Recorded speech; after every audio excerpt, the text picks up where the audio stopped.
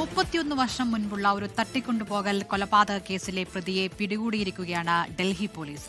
യൂട്യൂബിലൂടെ പ്രശസ്തി നേടിയ സലീം വാസ്തിക്കാണ് പിടിയിലായത്. 2000-ൽ ജാമ്യത്തിലിറങ്ങിയ പ്രതി മുങ്ങുകയായിരുന്നു. പ്രതിയെ ചുറ്റിപ്പറ്റി കഴിഞ്ഞ ദിവസങ്ങളുണ്ടായ വിവാദമാണ് പോലീസിനെ ഇയാളിലേക്ക് എത്തിച്ചത്.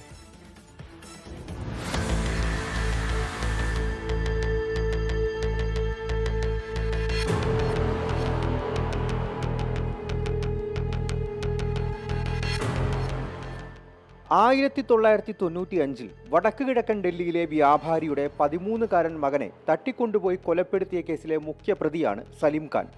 30,000 രൂപ ആവശ്യപ്പെട്ടായിരുന്നു കുട്ടിയെ സ്കൂളിലെ ഡ്രോയിങ് മാഷായ പ്രതി തട്ടിക്കൊണ്ടുപോയത്. രക്ഷിതാക്കൾ പണം നൽകിയിട്ടും കുട്ടിയെ സലീം ഖാനും കൂട്ടാളിയും ചേർന്ന് കൊന്നുകളഞ്ഞു. പിന്നീട് 1997-ൽ അറസ്റ്റിലായ മുഖ്യപ്രതി 2000-ൽ ഇടക്കാല ജാമ്യത്തിലിറങ്ങി ഒളിവിൽ പോവുകയായിരുന്നു.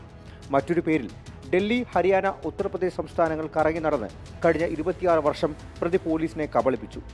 അതിനിടയിൽ ഒരു യൂട്യൂബ് ചാനലും ആരംഭിച്ചു. ഒരു പ്രത്യേക മതവിഭാഗത്തിനെതിരായിരുന്നു സലീമിന്റെ വീഡിയോകളെല്ലാം. ഗാസിയാബാദിൽ സ്ഥിരതാമസമാക്കിയതിനു ശേഷമാണ് അക്കൗണ്ടിന് കൂടുതൽ റീച്ച് കിട്ടുന്നത്. യൂട്യൂബിലെ ഉള്ളടക്കം വിവാദപരമായതുകൊണ്ട് തന്നെ അയാളുടെ ചരിത്രം പോലീസ് അന്വേഷിച്ചു തുടങ്ങിയിരുന്നു.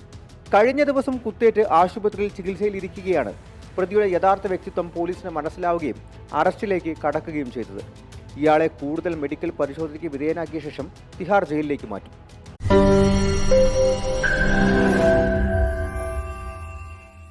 ലോകത്തെവിടെയായാലും ഏത് സമയത്തും 24 വാർത്തകളും ഓഗ്മെന്റഡ് റിയാലിറ്റി പാക്കേജുകളും എക്സ്പ്ലെയിനറുകളും വിശദമായി കാണാൻ ഞങ്ങളുടെ യൂട്യൂബ് ചാനൽ നിങ്ങൾക്ക് സബ്സ്ക്രൈബ് ചെയ്യാം.